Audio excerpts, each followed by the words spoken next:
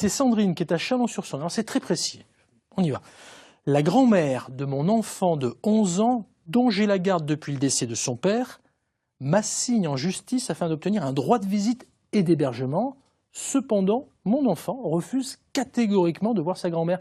Qu'est-ce que je dois faire, maître Kovac? Le principe, c'est que des parents ne peuvent pas rompre le lien qui existe entre les grands-parents et les petits-enfants.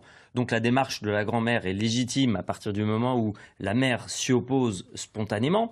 Mais si c'est le petit-fils qui refuse de voir ses grands-parents, il est tout à fait possible, dans le cadre de la procédure, de demander à ce qu'il soit entendu, à condition qu'il ait un peu plus de 10 ans, ce qui est le cas, puisqu'en dessous, on considère qu'un enfant... Il a 11 ans. Voilà, qu'en dessous de 10 ans, un enfant n'a pas de discernement et n'est pas capable d'exprimer réellement sa volonté, mais là, pas de souci, il suffira de demander son audition par le juge des affaires familiales, qui ne suivra pas forcément l'avis de l'enfant, mais en tout cas, qui prendra en compte son souhait. D'accord. Donc c'est pas automatique, c'est pas parce que l'enfant va dire non, je ne veux pas y aller, qu'il n'ira pas. Non, et c'est pareil que ce soit pour un droit de visite pour les grands-parents ou pour l'autre parent. C'est-à-dire quand la maman, par exemple, a la garde d'un enfant, ce n'est pas juste parce que son enfant ne veut pas aller voir le papa que l'enfant n'ira pas. Il y a un âge, malgré tout, charnière, là vous dites faire preuve de discernement à partir de 10 ans, là c'est 11 ans, donc effectivement on est plus près de 10 ans, mais si c'était 14, 15, 16... Oui, pas de difficulté, là l'enfant pourra s'exprimer, mais le véritable choix, en réalité, il aura ses 18 ans, puisque tant qu'il n'a pas 18 ans, il n'a pas la majorité, et donc